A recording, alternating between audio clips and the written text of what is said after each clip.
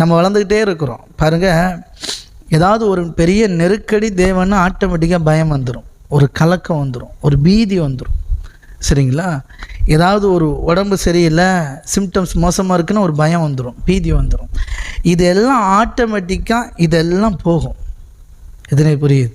தேவனோடு நீங்கள் வளர வளர, தேவனோடு சஞ்சரிக்க தேவனுக்கு உங்களுக்கு இருக்கிற உறவு பெருக பெருக பெருக பெருக கொஞ்சம் கொஞ்சமாக உங்களுக்கே தெரியாமல் எதுக்கெல்லாம் பயந்துட்டு இருந்தீங்களோ அதெல்லாம் அப்படியே நீங்கி போயிடும். இன்னும் சொல்ல போனால் தேவ ஆவியில் நீங்கள் நிரப்பப்பட பலனடைய தைரியம் உங்களுக்குள்ளே பயங்கரமாக இருக்கும்.